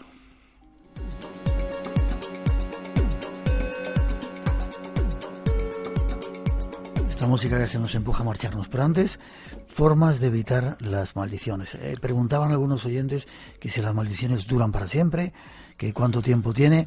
Por favor, antes de que se vaya el invitado, amuletos para protegernos. ¿No puede indicar que amuletos nos pueden servir de escudo o simplemente no creer en ello? Bueno, yo en este sentido prefiero ponerme un poco neutral, ¿no? Hay gente que no cree, otra que cree. Lo primero, no obsesionarse. El miedo es lo peor que podemos... Dejarnos llevar por el miedo es lo peor. Y lo siguiente es no obsesionarse, no tratar de pensar en eso recurrentemente. Si es un objeto, si es un muñeco, no pensar en ello. Ahora bien, si crees en ello, si crees que está ocurriendo eso, también recomiendo, pues lo típico, no ir a embaucadores que te van a hacer una limpieza y te van a sacar un pastón con cosas que puedes hacer tú, porque evidentemente en la propia tradición de cada uno hay montones de maneras de limpiar, y yo prefiero y recomiendo, pues hazlo tú, ya que lo tienes ahí, y no vayas a alguien que te cobre un dineral por aquello que puedas comprar tú por 4 cosas. Yo en todos los rituales que he visto en todo el mundo de exorcismo de determinados objetos, los más fastidiosos, por decirlo así, contienen siempre los mismos elementos: agua, sal y alguna oración. De una manera o de otra. Cualquiera de nuestros oyentes seguro que puede encontrar en su propia tradición, en la que está más cercana, o en tradiciones cercanas a su propia religión, una oración correspondiente y algún pequeño ritual en el que el agua y la sal, a veces unidos, pues sirven para asperjar el objeto o para limpiar la casa, etcétera. Les recomiendo que busquen cada uno en lo más cercano, en lo más próximo. ¿Y algún amuleto? ¿Algo que pueda aquello que a ti te haga surgir esas ideas de protección, porque evidentemente el amuleto como objeto es sencillamente un objeto, pero cuando es un símbolo fuerte, intenso para ti, lo que hace es despertar pues todo tipo de corrientes, ¿no?, inconscientes en ti, te hace sentir seguro, te hace sentir bien. La cruz para los cristianos, la estrella de 6 puntas, el hexagrama para los hebreos, el pentagrama, son objetos que realmente tienen un profundo significado simbólico y que pueden hacer que en ti pues nazcan ideas de estabilidad, de fuerza, de resistencia. Entonces todo aquello que te sirve para sentirte mejor, pues está bien.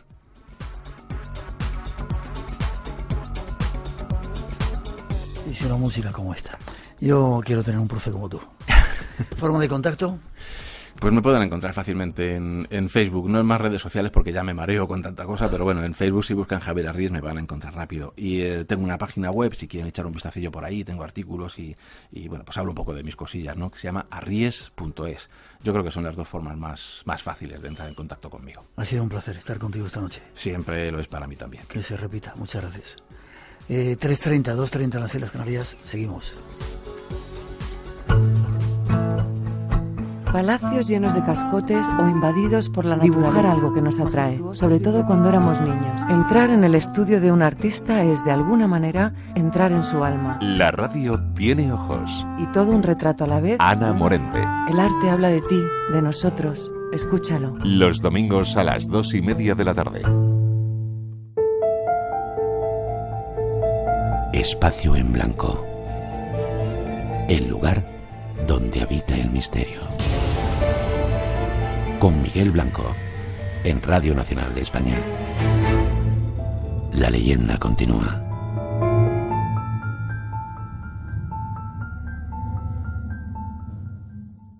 Hola Miguel, un saludo a todos los oyentes de Espacio en Blanco y un saludo de la familia Nacero en la Plaza Tahrir del Cairo. El Cairo.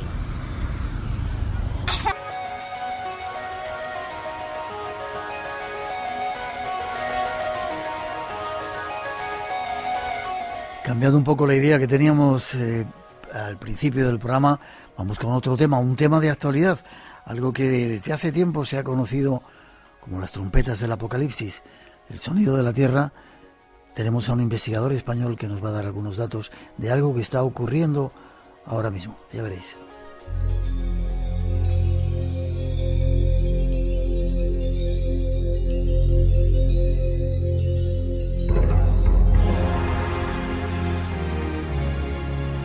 Nos vamos a intentar averiguar algo más de esas trompetas del apocalipsis, que así las llaman en algunos lugares.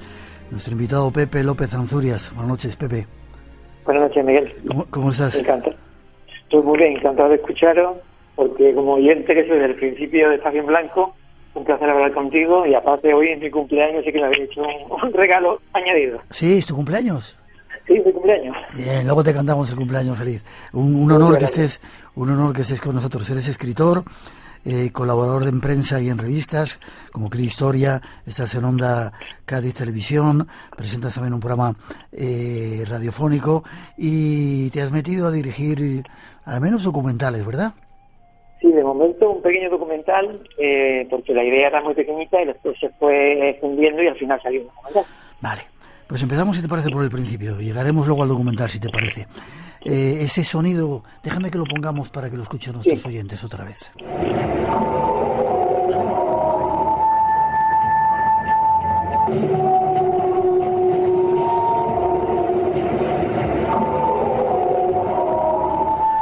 Este sonido le han puesto el nombre de Ham, ¿verdad?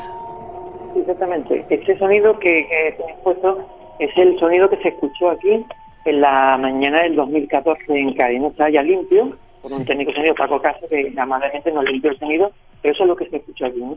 Vale. Como se le suele decir. Sin embargo, si vamos un poco al principio, lo bautizaron como Ham, el zumbido. ¿Y dónde fue la primera vez que se escuchó? Creo que fue en Estados Unidos.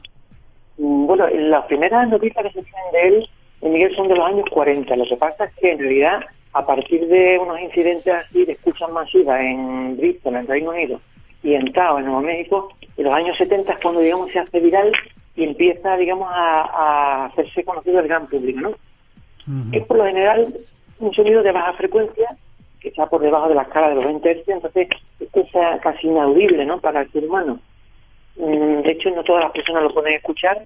Se hizo una encuesta en el Reino Unido y, por lo visto, no llegaba al 2% el número de personas que pueden escuchar el sonido, aunque se escucha de distintas formas, ¿no? Como tú has dicho, las trompetas del Apocalipsis, haciendo referencia al libro del Apocalipsis de los ángeles que tocarán las trompetas al final del tiempo, también como un crujido, una especie como de arrastrar de placas metálicas, y luego este zumbido que fue el que más se escucha generalmente.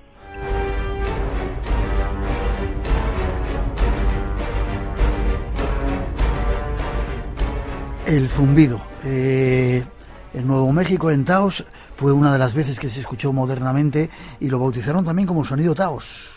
Exactamente. Bueno, ahora mismo hay un pueblo, aparte Taos y Bristol fueron los que le dieron, digamos, un poco el nombre, sonido de Taos, pero ahora hay un pueblo en Canadá que se llama Windsor, que, bueno, está el Han, este zumbido está enloqueciendo una pequeña parte de la población, que incluso algunos han llegado a abandonar la zona porque son incapaces de estar todo el día escuchando ese sonido tan molesto, ¿no? No es muy fuerte, está entre 30 a 40 hercios, pero es lo suficiente como para que sea que lo escucha, porque a diferencia del sonido sísmico, el sonido del Han puede durar no minutos, sino días y semanas, ¿no? Las autoridades lo achacaron a unos altos hornos que hay en la isla de Fan, no muy lejana, pero lo que hicieron fue parar la producción durante unos días y el sonido siguió emitiéndose, con lo cual se dieron cuenta que no provenía de él. ¿Y qué dicen los científicos, o qué han dicho los científicos de qué puede ser este sonido? Parece un crujido a veces, un quejido de la tierra, a veces parecen, no sé, sonidos como metálicos o de animales así lamentándose. Sí, la verdad es que los científicos no se ponen de acuerdo en la cantidad de teorías que hay sobre ella. Hay bastante numerosas. Cuando estuvimos haciendo el documental, la verdad es que tratamos muchas, la es incluso muy imaginativa, ¿no? Hasta de naves extraterrestres invisibles, en fin, cosas así, ¿no? Pero lo más, digamos, el mayor número de cosas tienen que ver con la Tierra, aunque el tema de las placas tectónicas prácticamente nos comentaban que se había desechado. Ahora, hay una teoría que nosotros encontramos, y a nuestro humilde entender, nos parece que es un poco quizás la que más pudiera tener sentido, que es la de un científico ruso que se llama Kalikov. Este señor lidera un grupo de geofísicos y ha elaborado una teoría que se llama ondas de gravedad acústica, ¿no? Y según él, tiene que ver con las tormentas solares, que a partir de 2012 incrementó el Sol su actividad, y entonces esas tormentas solares, esa cantidad enorme de plasma que lanza espacio, llega hasta lo que es la magnetosfera, el escudo natural nuestro, ¿no? Y como que la deforma y produce el límite entre la atmósfera y la ionosfera unas pequeñas rasgaduras, ¿no? Digámoslo así para entenderlo. Y eso provoca una especie de, a gran escala, de sonidos de baja frecuencia. Y curiosamente, con ese aumento de tormentas solares, el Han ha aumentado en todo el mundo. O sea, no es casualidad o causalidad, pero es algo, digamos, inherente a ello.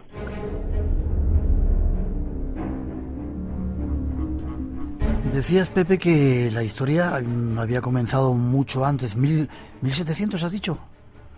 Sí, bueno, realmente en la década de los 40 es cuando se tienen, digamos, primeras noticias. No se sabe si exactamente hay algunas noticias más antiguas porque no ha quedado, pero en los 70 es cuando se hace ya, digamos, viral. Y a partir de los 70 hasta aquí sí se hace bastante conocido, y de hecho hay una web que pueden consultar, que es The Hand de Global Map, para que cualquier persona que haya escuchado este sonido, pues lo haya grabado con una grabadora, con un móvil, lo que sea, lo puede subir a la red.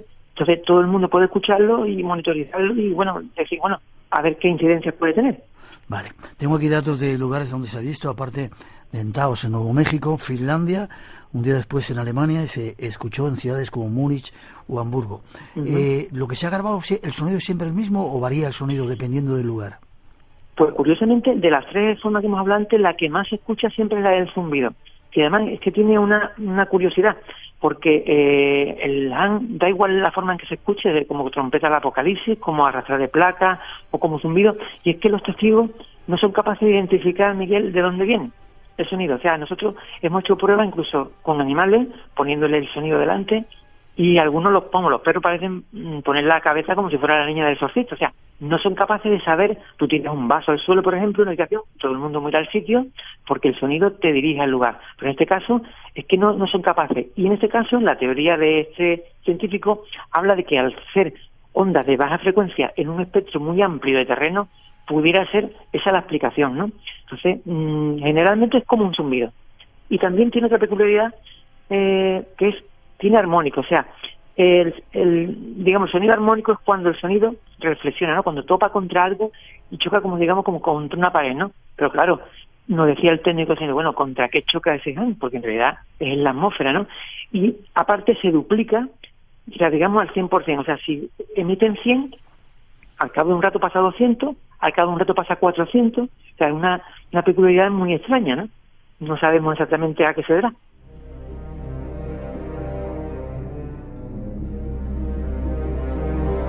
Qué tema tan extraño. Y de repente, también se ha escuchado en nuestro país. Exacto, en nuestro país se ha escuchado en bastantes sitios. Realmente, si miras el mapa que te comenté antes, vemos que quitando, zonas de Asia que, por motivos de la internet está un poco más censurada, no hay acceso, digamos, y no se sabe exactamente el número de escuchas, pero prácticamente en todos los sitios donde hay civilización, digamos, está bastante ciudades pobladas, es donde más se escucha. Entonces, es muy curioso si los edificios altos pudieran tener algo que ver, pero realmente en las zonas más pobladas es donde más se escucha. ¿Y en España? ¿En qué lugares? Si me puedes dar algunos datos de España. En España, prácticamente, si miras el mapa, Miguel, casi toda España. O sea, tanto en pueblos del interior como en la costa. O sea, no queda, digamos, casi sitio. Si lo miras, verás los puntos rojos, prácticamente está todo. O sea, y de hecho, aquí en Cádiz hace 3 meses se volvió a escuchar mucho más flojito, pero en la parte de aquí de la costa del Golfo de Cádiz es donde más se suele escuchar. No sabemos si tiene que ver con el tema del mar, no hemos llegado porque lo que hemos hecho ha sido algo más localista, digamos, enfocado al tema del Golfo de Cádiz, pero sí es verdad que en sitios donde hay mar se escucha un poco más. No sé si tiene algo que ver o no.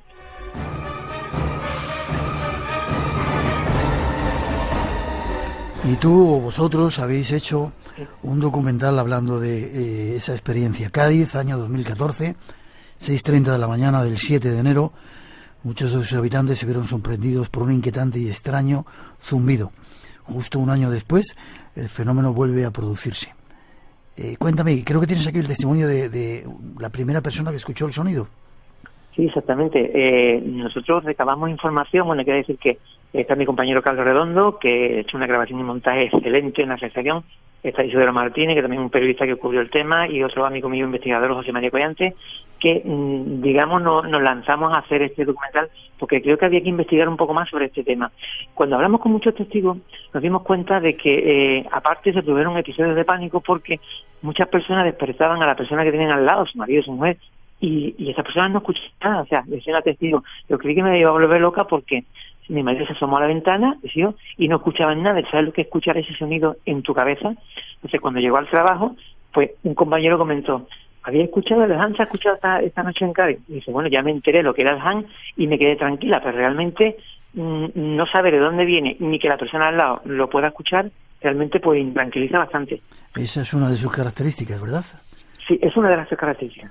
Vale, déjame que lea un poquito el testimonio. Serían las 5 de la mañana cuando desperté con un fuerte dolor de cabeza. Sentía una punzada provocada por un sonido intenso y penetrante que no sabía identificar. Me levanté, abrí la ventana para ver qué era, pero fui incapaz de saber su procedencia. Parecía venir de todos los lados al mismo tiempo. Comencé a sentir mareos y náuseas. Desperté a mi marido y, para mi asombro, él no escuchaba nada. Creí que me estaba volviendo loca. ¿Ha habido muchos casos que hayan sido así? Que solamente lo escucha una persona y la otra no. Sí, de hecho, digamos, el Han, el que hubo hace unos 3 meses, pasó igual. O sea, yo, por ejemplo, el del 2014 no lo escuché. Sin embargo, el de hace 3 meses sí lo escuché. No sé, también tendrá mucho que ver a lo mejor, bueno, en el momento donde estás durmiendo o lo que sea, pero realmente no todas las personas lo escuchan.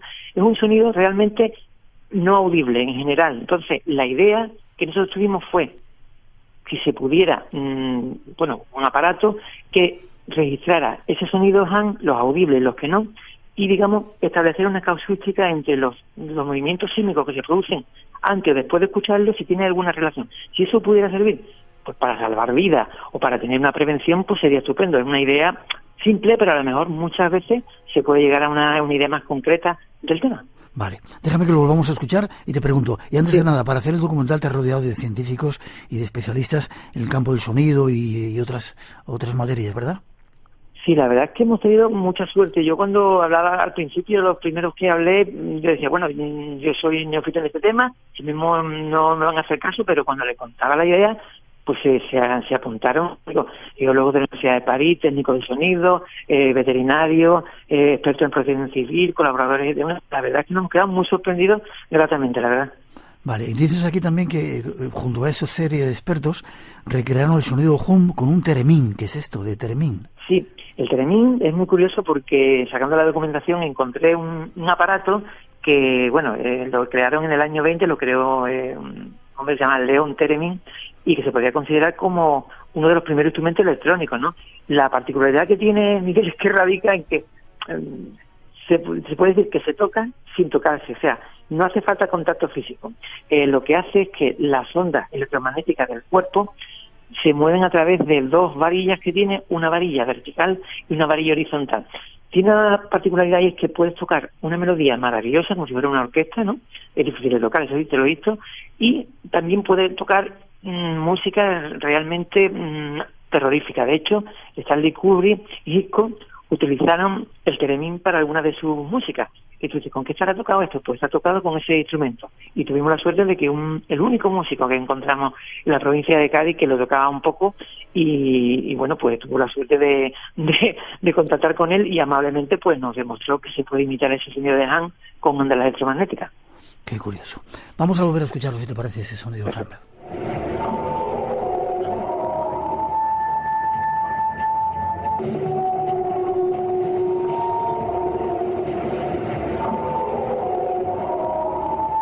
Espacio en Blanco. Tu cita con lo desconocido. En Radio Nacional. Con Miguel Blanco. Esta noche hablando de las trompetas del apocalipsis. La verdad, Pepe, es que pone los pelos de punta cuando escuchas eso, ¿eh? Pues la verdad que sí. Mira, se me pone la carne de gallina. Vosotros habéis esbozado una hipótesis que, bueno, quizás ojalá sirva para prevenirnos, ¿no? Es como si la Tierra estuviera dando un aviso de algo que va a ocurrir y habéis podido comprobar que después de este sonido, por ejemplo, en Cádiz, justo un año después, 7 de enero de 2015, más o menos, se produjo el sonido y luego hubo un seísmo de 4,2 en la escala de Richter en el Golfo de Cádiz. Exacto. Eso es lo que nosotros, cuando estuvimos mirando un poco la casuística y pudimos consultar, porque claro, es imposible abarcar a todo el mundo, pero lo que nos dimos cuenta es que en muchísimos sitios conocidos, Japón, Canadá, cada vez que había un sonido bastante fuerte, que la población, digamos, se enteraba bastante, sí había movimiento sísmico. Entonces dijimos, bueno, ¿será posible que a lo mejor un aparato, que no creo que sea muy complicado, que registre esos Han, tanto los que oye el oído humano como los que no oye, y estableciera una especie como de parámetro para intentar, por ejemplo, como pasa en Japón, que hay elementos de prevención?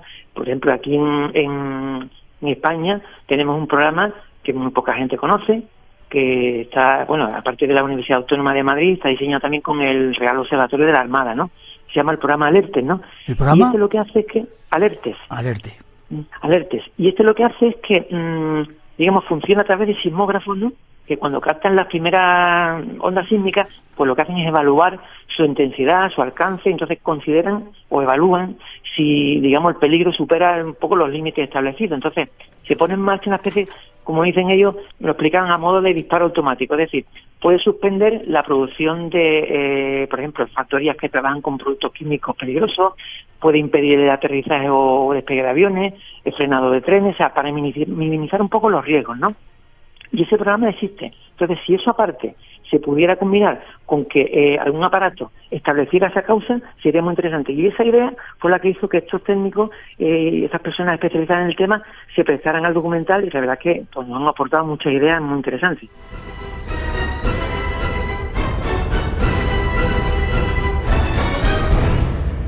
A lo mejor la Tierra está tratando de decirnos algo y no le hacemos mucho caso, Pepe.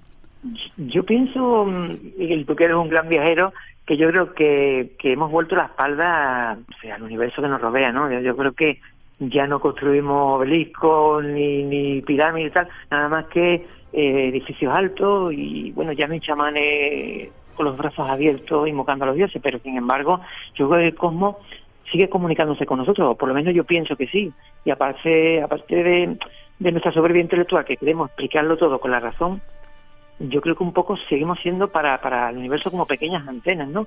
Que nos están tratando de decir algo y a lo mejor no somos capaces de interpretarlo, por lo menos de momento. Incluso aunque haya un ruido, no sabemos todavía lo que nos quiere decir. Exacto. Déjame que pongamos un poquito de música y me cuentas si se puede ver este documental y forma de contacto contigo. Perfecto.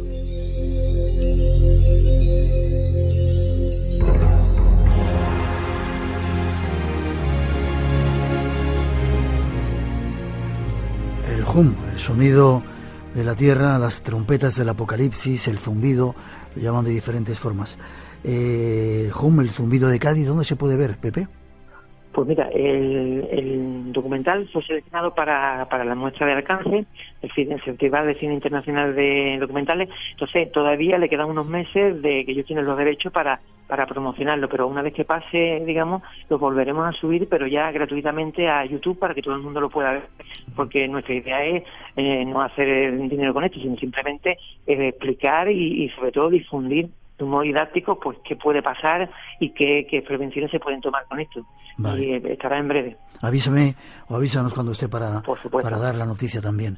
Y forma de contacto contigo, no sé si habéis planteado a través de un teléfono, un WhatsApp de estos, tener, si hay sonidos que escucha la gente de este ham, poder tener un lugar donde recopilarlos pues no habíamos pensado nosotros exactamente, pero mira, habría que pensarlo, ¿sí? Vale. Para ponerse en contacto conmigo, muy sencillo, podéis Pepe López Anzurias @hotmail.com y en Facebook por Pepe López Anzurias. Pepe López Anzurias, ahí lo tenéis. Gracias por este trabajo, gracias por alertarnos, estaremos atentos, pondremos los oídos atentos para ver si ese sonido se sigue escuchando, ojalá no ocurra, y si ocurre, que sirva para avisar de que no haya catástrofes en el planeta. Pues muchas gracias, Miguel, a ti. Excelente trabajo, fuerte abrazo, estamos en contacto. Igualmente, hasta pronto.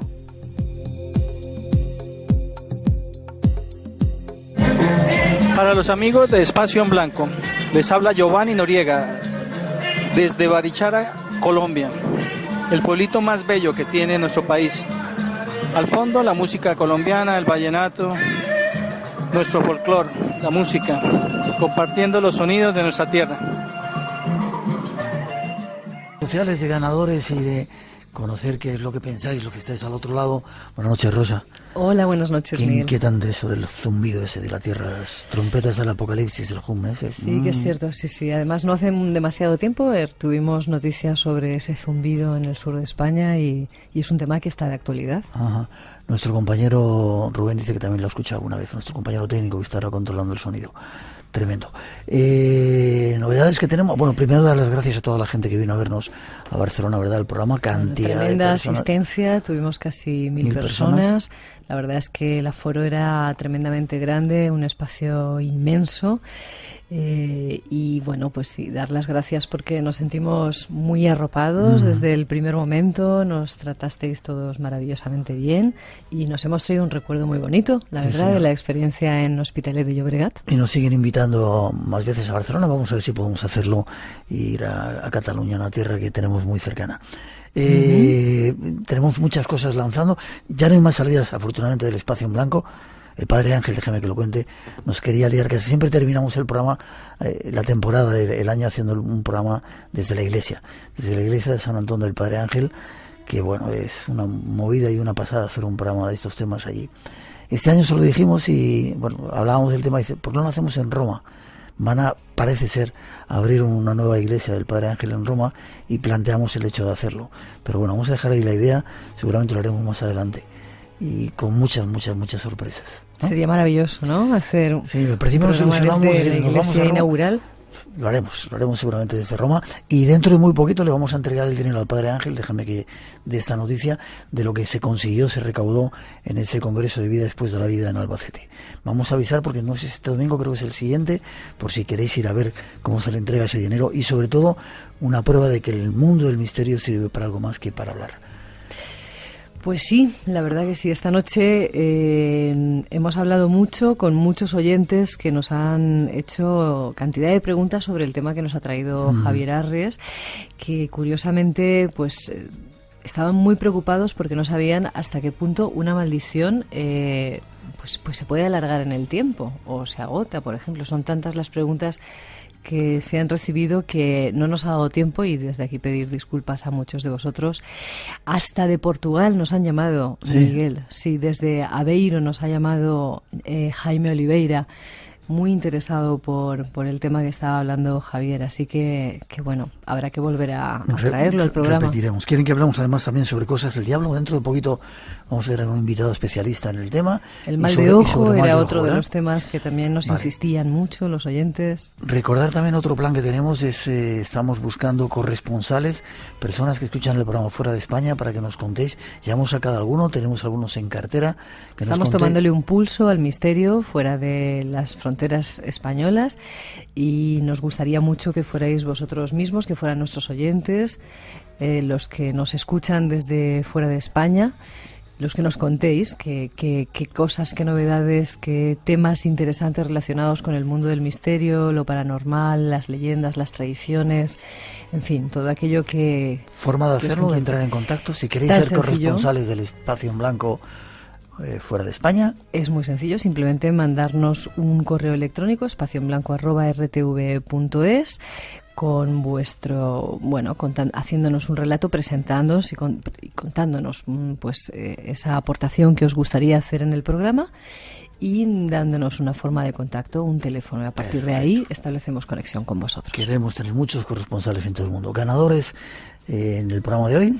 Tenemos 5 que son Antonio Porras de Sevilla, Manuel Tejada, nos ha escrito al Facebook, María Cano de Madrid, Sofía Rodrigo desde Barcelona y Mario Palomar desde Toledo. A los 5 también escribirnos, mandarnos vuestra dirección postal a espacioenblanco@rtve.es y que no se nos olvide decir que ya estamos en Instagram. Es decir, una nueva red social, ahí entramos el Espacio en Blanco, echar un vistacito, ¿cómo se entra? Blanco Radio, ¿cómo se entra? Tan sencillo como entrar en Instagram y poner Blanco Radio.